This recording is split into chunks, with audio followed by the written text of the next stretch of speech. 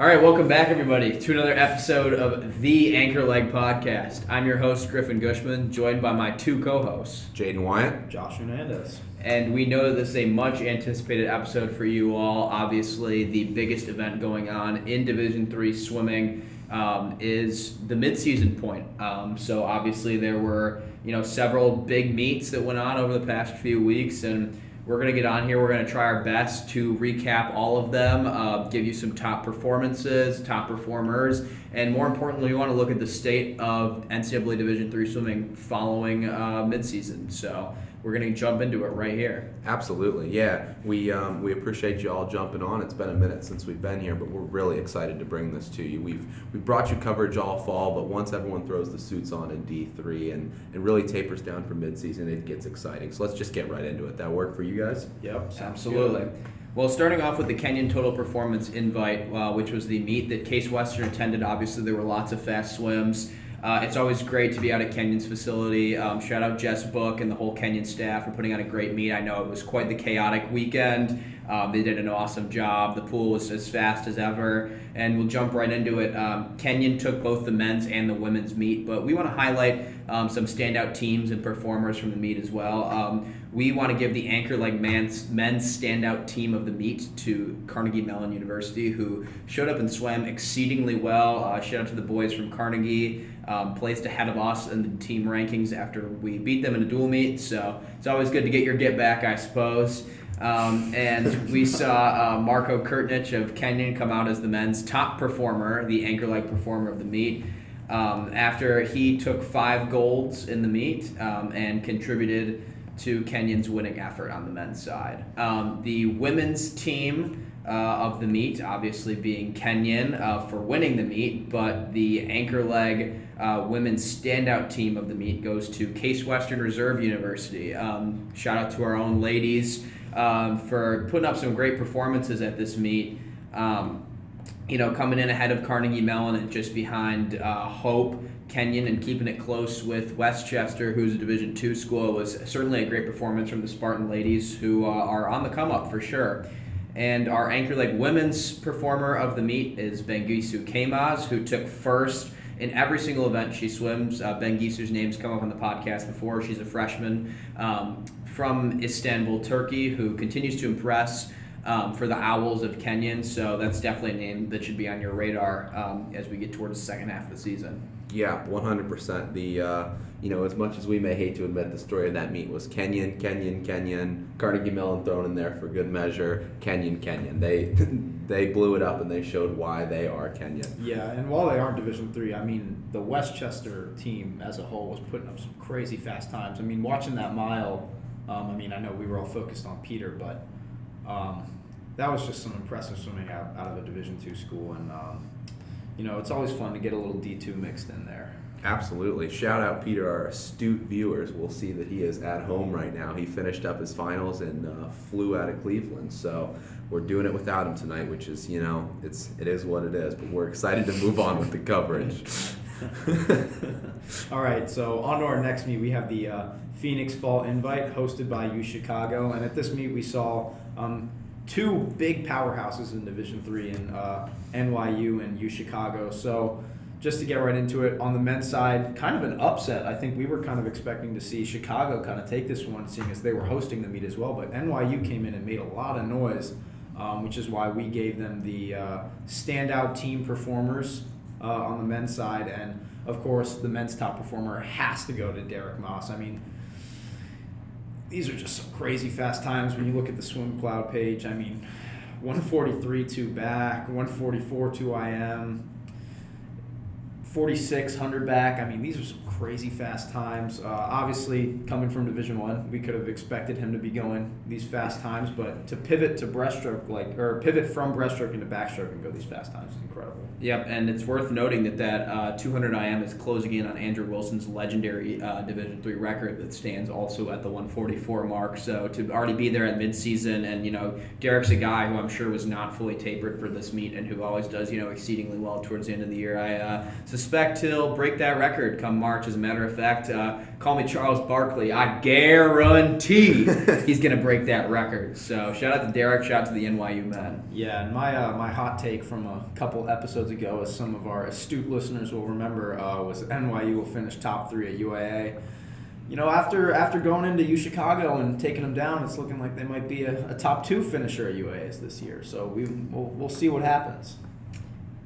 And then on the women's side, UChicago came away with the win. But with the women's team standout, I'm going to give it to NYU again. I mean, they just came out with some very impressive swims. I know they didn't come away with the win like the men did, but there was still a lot of fast swimming. And, you know, I think we talked a lot about the men's side on NYU with Derek Moss being a new addition, but these women are swimming very well, especially for it being midseason. I think they could also end up in a top 3 position come UAAs. Yeah, you know, when you said that, I'm sure we were looking around, our viewers were probably looking around saying, that is a hot take, Josh. Well, we'll see what happens, but you know what? It's looking more and more like that's going to be the case. Now, it was interesting. We had an idea a couple weeks back, and we went on a little exhibition a few days ago to bring you guys some very, very unique coverage. Griffin, do you want to walk us through what went down around Denison a couple weeks ago? Yeah, so the Denison Invitational, it was a great meet. It was a fast meet. It was great to be there in person. The Anchor Leg crew was live for Friday night finals at the Denison pool. And I gotta say, beautiful facility. I hadn't been there before. I absolutely loved the facility. There was some great fast swimming. And shout out to those at the Denison meet who came up to us, interacted with us. Shout out to Jake Meyer, who was kind enough to give me the time of day to do an interview after what I'm sure was a grueling 2 days of swimming. And great guy, some great teams there, some fast swimming. I can't say more about the meet that was put on. It was a great time. And shout out to our co-host Peter Meng, who did some incredibly safe and law-abiding driving to get us there in under 2 hours. Moving on to the actual results of the meet itself. Emory, Denison, and Wash U, 2 top UAA teams, as well as Denison, that were there, and they put on a show for sure. But the team that came out on top was University of Indianapolis, the defending NCAA Division II champions. But in an impressive performance, Denison picks up second place over defending D3 national champions Emory. Now, to give a disclaimer, we do not want to take anything away from this Denison win. It was amazing. Everybody swam their hearts out. It was a hard-fought, tooth and nail meet. However, many of the Emory roster was, they were holed up in their hotel rooms with the food poisoning bug, little norovirus that rolls around this time in December. Shout out to Jimmy Jones, the real MVP for the Denison Big Red at this meet, knocking out half of the Emory roster. But you know what? Those guys, they're good sports about it, giving Denison their due, and we hope that everybody from Emory's feeling better. We hope that Denison is sitting on this win and feeling good heading into the second half of the year because, let's just say there were some great swims. The standout team performance obviously goes to Denison for taking care of business and beating Emory. We got to give them credit where credit's due. They took down the defending national champions. But the men's top performer has to go to Jake Meyer of Emory, the only man so far to record an automatic cut in the 100 breaststroke this season. And it was just a lights-out swim from Mr. Meyer. We were fortunate to be there to watch his final swim, which, albeit not as fast as his prelim swim, but still under the old pool record, 52.69 in finals, 52.55 in prelims. Obviously, the heavy favorite to win that title come this spring. He's the heavy favorite in the 200 breast as well. This is assuming that Derek Moss doesn't join the show. Going to 155.06. So shout out Jake Meyer. Awesome swimming from the Emory men, the Wash U men, and the Denison men. Great weekend all around. Yeah, something we didn't mention, but something we saw was the Wash U 800 free relay. That was some crazy fast swimming and a very great race between them and U-Indy.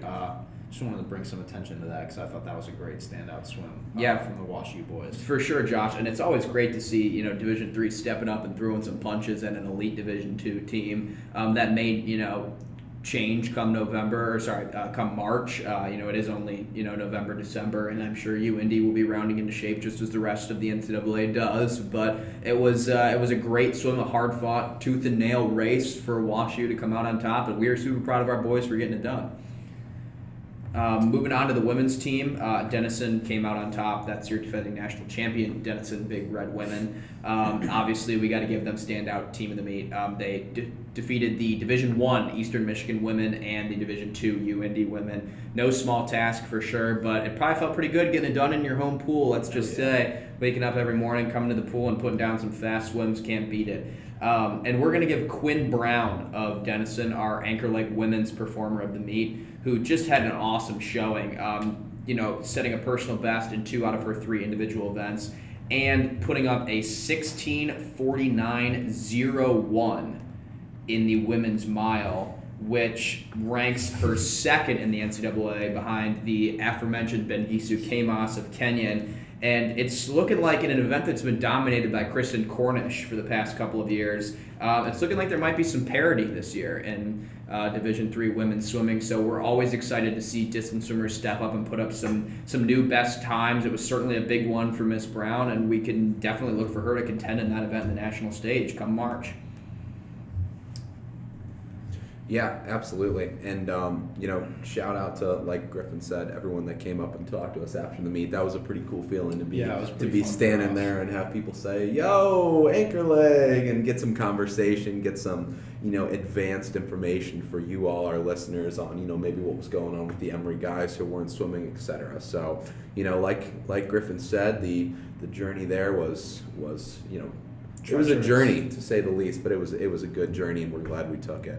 Let's move on to the Calvin Winter Invitational, hosted by Calvin. But let me just tell you, this meet was ridiculous. Do we think that Calvin knew what they signed up for hosting this meet? I mean, there were some heavy hitters that showed up to the pool. Certainly. Well, Calvin may not have known what they signed up for, but I certainly did. Being a Michigan native, growing up in that environment, there are just several elite schools in Michigan to the tune of Northern Michigan, Grand Valley State University, which swept both the men's and women's side of this meet. Just some elite swimming there that we have to not completely gloss over. Obviously, this is in fact a Division III focused podcast, but shout out to them for rolling into Calvin, which, by the way, amazing facility, super fast pool, all these D2 schools putting up great times, and leaving no room for Calvin to step up and win too many events in their home pool. But you know what, we do have to shout out Calvin because they put up some good times, and Jade's can tell you all about it. Absolutely. And speaking of shouting out Calvin, look, I'm going to say it. Maybe we're a little biased as a D3 podcast, but I'm going right here. Men's standout team, women's standout team performance. We're giving it to Calvin. Any issues with that before I just throw that out there? Absolutely not. All right, sweet. Well, now that that's out of the way, let's talk about the top performers individually. On the men's side, Julian Kamey. Have we been in contact with Julian Kamey recently? Does anyone know about that? I don't know. That might be on the lookout for that. Yeah, that might be a preview to our listeners of some content coming next week. But yeah, shout out to Julian, who posted the top time in the 100 fly in Division III. I mean, just smoking fast, 46.85. Great to see him PRing this earlier in the season. I mean, just an epic swim. Yeah, and just another note to the insane speed from the D2 schools. That time did not win the event. He went 46 and got second place. So, while the time still leads Division III, those D2 schools can pack quite a punch. Yeah, absolutely. And while we're talking about hundreds, we're on the women's side, we're going to give it up right now, Maggie Farrell. If you look at the swim cloud results, she swam 1, 2, 3, 4, 5 50s, 1, 2, 3, 4, 5 100s, 6 100s. I'm sorry. I mean, she had to have been feeling like she was swimming constantly at this meet. And oh my goodness, she was just a force for Calvin. Yeah, I mean, just an excellent performance here from Miss Farrell, and putting up some fantastic times individually as well as in relay performances. We do want to note for swimmers and listeners who may be looking at Swim Cloud, we do believe that her 52.95 fly split on the relay was in error, but her 54.84 individual fly split certainly was a great swim. So before anybody had their eyebrows raised thinking that Maggie Farrell was about to come in and break some Division III records this March, we don't know about that just yet, but she is certainly contending for the title in the individual women's 100 fly and put up some great nation-leading times individually and on relays. So that's what we like to see out of the Calvin women's team. Yep, we're not sure about that relay split, but I'll tell you what we are sure about. She was the Anchor Lake top women's performer of the meet. Yeah. Josh, let them know about the TCNJ Invitational. This meet was all TCNJ, hosted by TCNJ at their home pool with a load of other Division III schools. We kind of saw TCNJ just kind of stomp all over the competition. I believe they took, on the men's side, they took 17 golds, and on the women's side, they took 10 golds. So if that doesn't indicate to you the dominance that was going on, I don't know what will. So obviously, the standout team performer for men and women is going to go to TCNJ, and the top performer for the men goes to James McChesney, who we've mentioned several times on this podcast. We know his reputation. Obviously, D3 record holder in the 200 freestyle. Posted the second fastest time in the nation in the 200 free after the invitational season. So we can expect to see him round in pretty good shape come NCAAs and have him right back in contention. All right, and the women's top performer from TCNJ goes to Bridget Cleveland, who had 3 wins to her name. So I think after that, we're going to lead into the next meet. Absolutely. Griffin, tell them about the MIT Invitational. Yeah, I mean, just a great meet here. Obviously, a lot of D3 teams, but the conversation has to center around the host team, MIT, as well as Tufts, who actually came out on top on the men's side, just overwhelming the MIT engineers with their depth. So shout out to the Jumbos, who did a fantastic job. Toby Obochi, our anchor leg men's performer of the meet. Not much to say about this guy besides we know what he's all about. You're defending national champion in the individual 100 free. Put up the fastest 50 time in the country, as well as the fastest 100 time, and is a guy who's known for negative splitting his 200s. So shout out to Toby, quite the interesting guy. We'd love to have you on the podcast sometime, Toby. Great swimming this weekend. Men's team winner was Tufts, but the men's standout team has to go to MIT just by the quantity of their nation-leading times at this meet. Great relay performances from the engineers. Certainly somebody who we always look for to be in the top 5 come March. Yeah, I mean, I believe we had 3 nation-leading times from MIT on the men's side and then 4 on the women's side. So I think MIT just came out guns a-blazing and put up some crazy fast times. Yep, and certainly speaking of the women's side, MIT also taking the win on the women's side, just winning the meet, obviously, with a grand total of 17 golds. Coming away with the standout team of the meet, and Ella Roberson, freshman from Michigan, putting up some great times, a nation-leading 150 time, a top 5 200 time, and also time trialing a 500 and nearly cracking the 5-minute barrier, and that is what we look for elite swimming in women's Division III. So this is she's also on every relay that one. So she won 8 golds. Elite versatile swimmer here.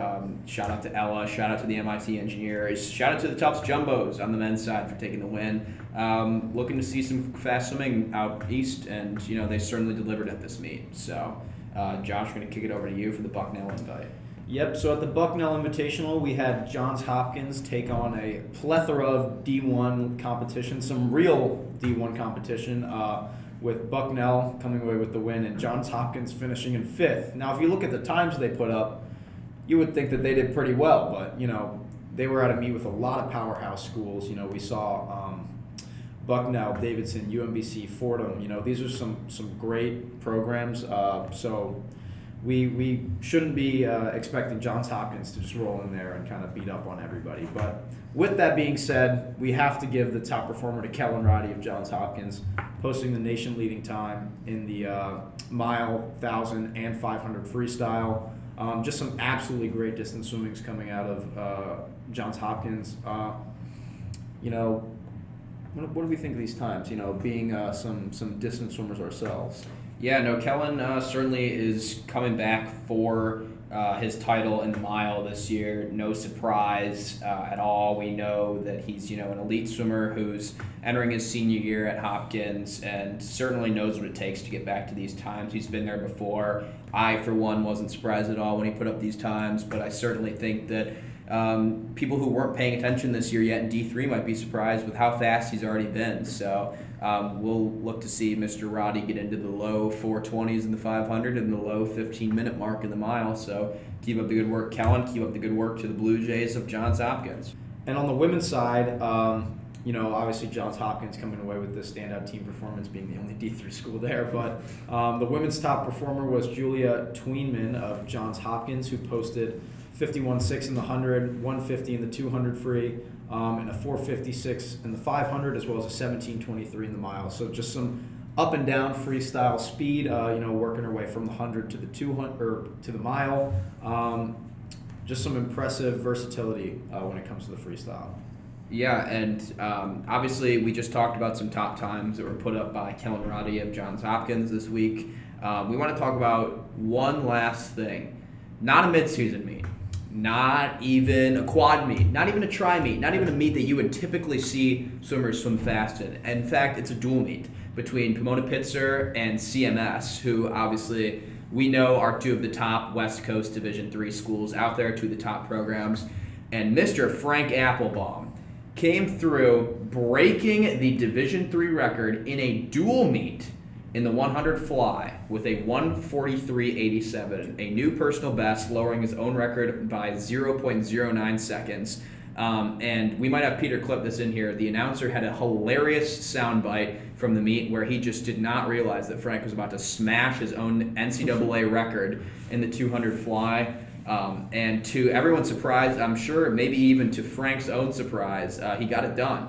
So now that we've seen that, what can we expect from Frank come March? I'm afraid to say. I'll say it right now. I am afraid to even think about what he's going to go in March after that performance. I think the sub 143 barrier is looking within range. I know that's still quite a sizable drop. Almost a full second. But to be that fast at a dual meet, presumably not well rested, we could see something crazy. Yeah, no, certainly. And now that we've covered some of the top times already, we're going to take you guys through event by event and talk about the top times so far, what the Division III landscape is looking like in each individual event, what the cut lines are looking like after midseason, because we know that's of paramount importance at this time of year, and everybody wants to know who's at the top, who's looking fast this time of year. So we're going to get started with the men's 50 free. Your top performer, Toby Obochi, with a 1989, showing some incredible consistency, having 3 50s that were all within a few hundredths of each other between the relay leadoff, the individual, and the prelim swims at the MIT Invitational. A quick scan of the top 16 times, which is what we like to look at for men's Division III invite cut lines. We see that the cut line would be set at around 20.4, which is about up to speed with what we expect. Maybe even a little bit faster for this time of year. But we can see that line into the 20.2, 20.3s come March. Some other standout performers, we've got James McChesney, your defending national champion and record holder in the 200, showing some speed. As well as a surprise performance from Luke Schwenk, who qualified for NCAA's last year in the individual 100 freestyle, but is showing some early speed once again this year, already having posted a 44.5 and a 20.2 in the individual 50. So shout out to Luke, and we're going to move on to the 100 free. Yeah, sure thing. And the 100 free, it's a similar theme today. Toby Obochi up at the top again with a 43.49. This guy's just in excellent form already at this point in the season. I'm super excited to see what he goes towards the end of the season. But I'll tell you what, this 100 free at NCAA's is just going to be an electric A final. Shout out to Alexa Dobrich. We watched this man throw down at the Kenyan Total Performance Invite, and he's right on Toby's tail with a 43.99. Yeah, exactly half a second back. And we know that, obviously MIT will be ready come March, but let's not discount the fact that Kenyon will certainly be ready. And anytime you got a 43 individual 100 freestyle, that's a key piece that you can put together to have a winning 400 freestyle relay. So definitely looking like a very competitive landscape in the 100 free, where the current invite time sits at a 45.01. And on to the 200 freestyle, where yet another engineer sits at the top of our list, Jaden Luo of MIT, going 137.24 with some ridiculous speed with those other MIT boys, beating out James McChesney for the top spot after midseason meets. I made a little bit of a fool of myself posting on the Instagram story for James after going 137.84, leading off a relay. And then that time getting taken down that same day. So my post was a little bit moot, but that's fine. So the top 16 currently sits with our very own co-host, Peter Mang, with a 139.62 leading off our A free relay. We can expect that invite time to sit right around the 139.0 range come the end of the year, but as of right now, Peter's in. Yeah, certainly. And shout out to Tag Kerwin of Pomona Pitzer, who sits at 6th right now with a 138.65, which you might say, why might that be very remarkable? And well, let's remember that that's from the PP versus CMS dual meet. So excellent swimming there to have another time that looks like it's going to secure an invite be done in a dual meet. And moving on to the 500 free, where our top swimmer so far is Kellen Roddy, followed closely by NYU's Connor Vincent. Those are the only two swimmers who have been under 428 so far this season, with a 425.2 and a 426.9 respectively. Some other noteworthy swims here are from Roman Savage, a freshman at Kenyon, who swam quite the onslaught of events at this meet. I believe he swam 6 individuals and was able to crack 430 for the first time in his career. Great performance there from the freshman, who certainly is looking to have a great career at Kenyon. This wasn't a lineup where, he was swimming 6 individual events, 50 freestyle, maybe time trial to 50 breaststroke. No, this guy was in the mile, the 2 fly, the 500 freestyle. I think I saw him in the 4 IM, the 2 free. He had to have been hurting after this weekend, but I'll tell you what, that 500 freestyle at the beginning of the meet really set him off on a nice starting point. And, it sets him right at the top of the, not at the top, but near the top of the 500 freestyle right now. Sure, and the cut line as it stands, we're assuming a 16-person cut line as always, is at a 431.99. Look for that to shift more towards the sub 430 range as we get towards March, but shout out Corey Kimura of Emory for sitting here at a 431.99 swim at the SCAD invite, which, as many know, is where Emory sort of sends the swimmers that can't make the trip to Denison. So that speaks to their depth, that they couldn't even bring Mr. Kimura to Denison, and yet he's putting up one of the top times in the country in the 500. Moving on to the mile here, Kellen Roddy, who we've mentioned several times, with an absolutely blistering 15:20.93, but close on his heels, which, close is relative, it's 9 seconds, but in a mile, very close on his heels, is Rafeh Shafi from Tufts, the freshman from Dubai, United Arab Emirates, who was a highly anticipated recruit who's clearly making it translate to long course, so shout out to Rafeh. And 16th right now is Oberlin College's own Shaheen Saeed with a 15:57. And it's looking like a fast event in the mile every year. Still stays the same this year, and it's looking very competitive. Absolutely. Moving on to the 100 backstroke, we mentioned his name a little bit. We were talking about the backstroke, the breaststroke. Derek Moss from NYU sits at the top of the 100 backstroke with a 46.55. He is 3/4 of a second ahead of second place, but second place and third place, we've got, this is a deep event past first place. Quite a few guys under 48. This will be an exciting one to watch right now. 16th place currently sits at 48.99. Where do we see that shifting to towards the end of the season? I foresee maybe 48 mid. I would say 48 mid to low. Let's just keep in mind that this is an event where we get a lot of fast swims, especially if you look at the top 16 right now. We have 8 of the top 16 all standing as relay leadoffs. There's a lot of opportunities to go fast in this event. Let's see how quick it can get come March. Now on the 200 backstroke, we have a race we all got to watch in person.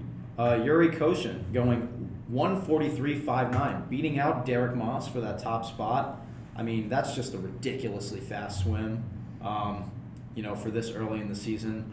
Obviously, anytime you can beat Derek Moss, you probably pat yourself on the shoulder and say, I'm up there with the greats. The invite time currently sits at a 1:48.28. We'll probably expect that to dip under the 1:48 mark come the end of the season, probably around the 1:47 mid to high range. This is just an event where you see a lot of depth. Outside of those top 2, or top 5 really, we see a lot of bunched together 1:47s and 1:48s. So this is a pretty open event. We see a lot of people close to the invite range. Yeah, for sure. And I think it's going to be a competitive event as we get towards the end of the year. And moving forward to the 100 breast, obviously the standout time here is Jake Meyer with his A cut 52.55, as we mentioned before. Let's not forget Garrett Clayson, hot on his heels, about 0.9 seconds back. You're defending runner-up in that event. Closely followed by 2 more Emory guys in Henry Benoit and Liang Sun, and not forgetting Derek Moss's 54.6 that he did in a practice suit at the NYU Fall Invitational. Certainly a swim worth mentioning. Cut line sits right now at about 55.07. I'd expect it to get a little lower than that, probably closer to about 54.5, 54.6 as we get to the end of the year. Certainly a fast event, always is one. And let's look to see some more 54 low range swims that we can really peg as swims that are definitely going to get an invite. Sure thing. Yep. The 200 breaststroke is the same story. We've got Jake Meyer sitting up at the top of the 155.02. Shout out to Anthony Fitzgerald in second place from Wheaton. Right now, the 16th place cutoff sits at 2:01.09. I can foresee this, honestly, with the depth of breaststrokers we have in Division III this year, dipping very, very close to the 2-minute barrier. Yeah, it was under 2 minutes last year, and with 7 guys already under the 2:00.00 and 2 more at the 2:00 mark, I would certainly say that is not only a reasonable claim, but probably a realistic one. Yep, and on to the men's 100 fly. Aforementioned top performer is Julian Kamey of Calvin, going 46.85. The only man under the 47 mark, which is always nice to see. You're the first one to break that barrier. Hopefully you can hold on.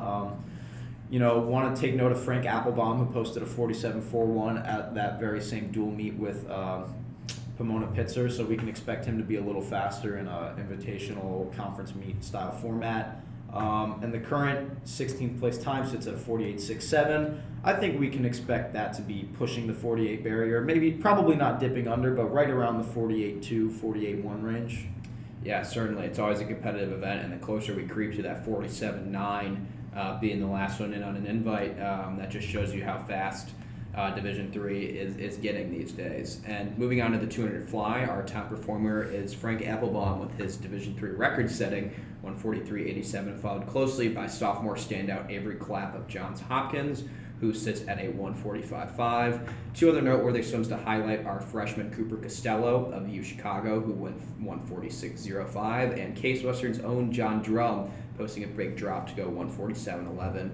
I would say right now the top 8 are all under 148. Those times look extremely safe to secure invites, but I would expect that the invite line is going to move closer to the 148.0 mark this year, as we see Kenyon's Noah Hargrove currently sits in 16th with a 149.1. Sure thing. Yep. Same story here with Derek Moss leading the 200 IM with a 144.23. Currently, 16th place is our very own Crow Thorson with a 150.03, but obviously there's a little bit of an asterisk next to that. Sure. Crow didn't even get a chance to swim this meet or this event at midseason. He dropped it in favor of the 500, so to be up there with a time that was not done, suited, shaved, and tapered is incredibly impressive. And it's sitting in that 150.0 line already, tells us just how fast this event is going to be. I would expect it to move into the low 149 range to secure an invite come March. Great swims across the board here already. And on to my favorite event, the 400 IM, where Matthew Hartshorn of Johns Hopkins posted a 3:53.37, beating out our very own co-host Peter Mang for the top time in the country by a little over a second. It was kind of at the bell. We were thinking we were going to see Peter sit at the top of this list going into the second half of the year, but hell of a swim from Hartshorn to put up the 3:53. The current invite time currently sits at a 3:57.39 of Kyle Huang of Pomona Pitzer. Swam at that dual meet against CMS, so I think we can expect to see that cut line absolutely under the 57 mark, probably into the 56 mid to low range. Yeah, from the end of the year. And I just want to take note, Crow Thorson currently sitting at 6th on that list with a 3:56. Did not swim this at the Denison Invite. I think we can expect to see him up at the top of that list come the end of the year. 100%. Yeah, and moving on to the women's individual events, previously mentioned Ella Roberson holds the top time in the ladies 50 free with Kaylee McIntyre hot on her heels, who won several events last March at NCAA's. The quick thing that jumps out here when looking at the top 20 women, which is what we usually look to see who's going to make NCAAs, is the incredible amount of diversity in this event. We've got only Calvin with more than 3 more than 2 swimmers in this top 20, which speaks volumes to how well their sprint training is going, obviously. But a lot of depth, a lot of parity, a lot of different schools represented here. For those of you who follow D3 Swim Outsider on Substack, be on the lookout for an article that might mention that information. Absolutely. A little bit of a teaser there. But the 100 freestyle's the same story. Ella Robertson with a 50.12. However, Kaylee McIntyre with a 50.16 right on her heels. That is going to be an exciting race to watch at the end of the season. Currently, 20th place sits at a 51.58, but I see that shifting faster. Yeah, I could definitely see that this event could get much faster. Certainly into the low 51s. A bold take could be that this might be the year that we see a sub 51 as the qualification standard for NCAAs. Yep, and on to the women's 2 free, the aforementioned Kaylee McIntyre of NYU sitting at the top of the list with a 148.19. Just about a second and a half ahead of the next on the list. Another previously mentioned name, Bengisu Kemaz of Kenyan, both of which being the only women under the 150 mark. The current invite time sits at 152.28. We can expect that to be pushing the 151 low range, I think. I mean, we see a lot of bunched up depth here in the 151, 152 range. I think those last 8 to 10 spots are going to be highly contested when it comes to invitations. Yeah, and two notable names here on this list are Carter Robick and Sophia Ferkelin of Williams, who don't really have a midseason meet. They swam those 2 times at a quad meet with Tufts, WPI, and Wesleyan just yesterday. So 2 swims certainly that should be on your radar, and it looks like we've got a handful of swims from that meet that are looking like likely invite times. Moving on to the women's 500, Bengisu Kemaz, a name that we keep seeing on this list. Obviously, that's why she was the anchor-leg performer of the Kenyan Invitational, sitting at the top with a 4:52.0, followed closely by 4 ladies from Denison, all under the 156 low mark.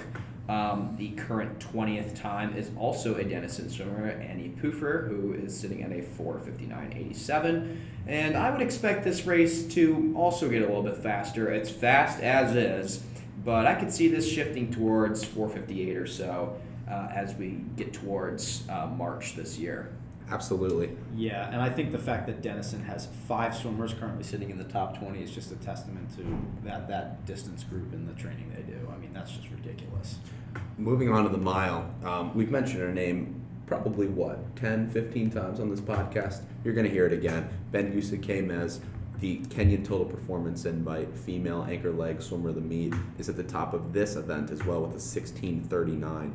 Almost 10 full seconds ahead of second place. And second place as well as 6th, 7th, the story is all Denison. 20th place sits at 17:20, but with the depth that we're seeing in this event right now, that is definitely going to shift downwards as we move on towards the end of the season. Yeah, I could see this event certainly getting into the 17 teens mark. 17:17 is kind of the marker that I'm setting for this event right now. It's certainly a fast event, and we can expect it to get faster.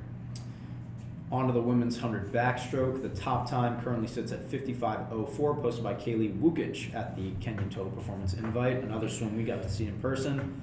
Hot on her heels, though, is Kate Augustin of MIT going 55.10. And the 20th time currently sits at 56.77 by Annika Sharma. And, when you take a look at this list, the 19th time is somebody we mentioned a lot going into midseason, Savannah Zhu. Her time being from our Case Western versus Carnegie Mellon dual meet, we can expect her to insert herself into the top 8 conversation come the end of the year. Yeah, certainly. And moving on to the women's 200 back, a similar story with Wukic and Augustin sitting at the top. You're only 2 swimmers under 2 minutes in the 200 back right now, but with Sarah Krause hot on their heels, who also was in the 2 minutes low barrier. Several women around 2 minutes in this event, 6 as a matter of fact. So certainly an event that is extremely fast and competitive at the top, and an event that I would think is going to trend towards the 2:02 mark with 20th place currently standing at a 2:02.99. So moving on to the women's 100 breast, certainly a fast event at the top here. Our only two 101 swims so far coming from Edna Chen of MIT and Jenna Fideli of Kenyon, who are 101.43 and 101.96 respectively. But there's a big bunch around the 102 range, all the way down to 104.4 being 20th. Fast event will get faster, seems to be the theme of this podcast. I would say 103 high is the benchmark you're going to look for to qualify for NCAAs in this event. Certainly competitive, certainly deep. A lot of great swims, a lot of great names towards the top of this event. Yeah, and the two breast, shout out to Williams College, Amanda Wager. We talked about how they haven't had a true midseason, and this is, this time was posted as a quad meet, but she leads currently with a 2:14.07. 20th place is sitting at a 2:20.77, but obviously you've heard us say it probably 30 times by now. Look for that to change as we approach the end of the season. Yeah, certainly, and the mark that I would look for is that 218 high range to really guarantee yourself a qualification spot at the NCAA championships, and it's sort of trending in that direction. A very fast event. Yep, and on to the women's 100 fly. The top time currently sits at a 54.29 out of Alex Turvey from the Pomona Pitzer CMS dual meet, so we can expect her to be even faster in a non-dual meet format. The 20th time currently sits at a 56.30 of Carolyn Myers of Trinity. Shout out to Claire Kozma of Case Western Reserve University posting a 55.46, getting into the top 10. Not somebody we typically think of as a butterflyer on our team. We know she's a ringer on a lot of our freestyle relays, but this year she's kind of stepped into butterfly and has really taken off, and we can expect her to throw down something crazy at the end of the year. Yeah, and speaking of which, I would say that her time is right around the time that we're going to look for to guarantee yourself an invite. 55.4, 55.5, probably in the likely invite range for this event this year. And moving on to the women's 200 fly, your top time is from Nicole Raniel of NYU, followed closely by her teammate Caitlin Marshall, also of NYU with a 201.7, and followed even closer by Tufts' Laura Wujak. Shout out to a fellow Oakland Live Wires alum who put up that time at the MIT Invitational. And the current line sits at 2:05.4, which is 20th place. A little bit faster than I would expect this event to be this time of year, given that it took about a 2:04 to make the meet last year. With all that being said, I would point to the 2:03 high, 2:04 low range as that time that's going to secure an invite in this event. 100%. And shout out to NYU. They've got 4 of the top 11 women in this 200 fly event. So, I mean, look for that team at the end of the season to just light up the butterfly events. And moving on to the 2IM, shout out to Greta Gidley of Hope College, 2:01.9. She is leading this event by, just about 2/3 of a second. And, I foresee this is someone who came from Division I. I see her going a lot faster at the end of the season. What are we thinking, gentlemen? Yeah, no, Greta's certainly somebody with a great story.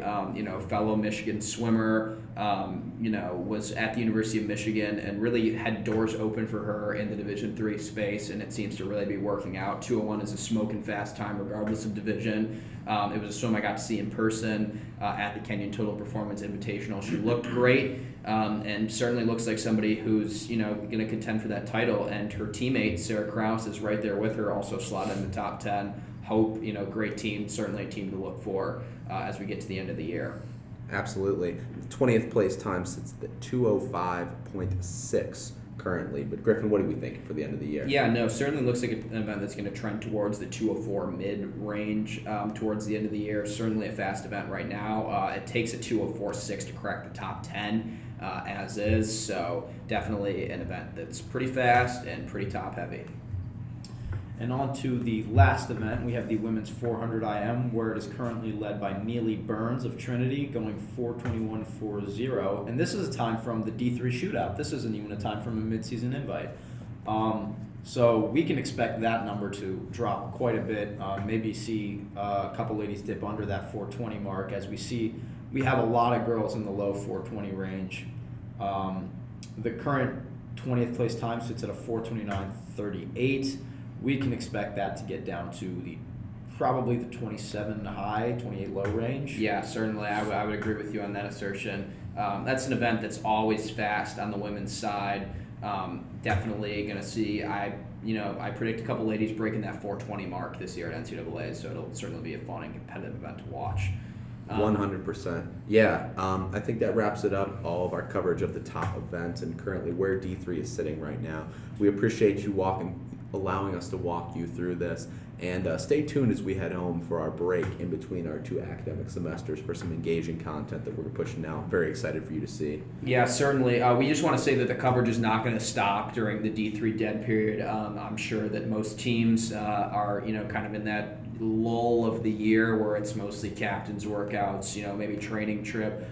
Please reach out to us on our socials. We're going to be posting some engagement in the coming weeks. We're going to be posting some great content that still pertains to Division III swimming, regardless of the fact that most teams aren't in session right now. Please hit us on our socials, DM us personally with opportunities, things like that. We always want to hear from our listeners, and we're super excited to see what Division III has for us. And stay tuned for a very, very special announcement next week. And with that being said, I think this wraps up episode 5 of the Anchor Leg podcast. We'll see you next time. Thank you.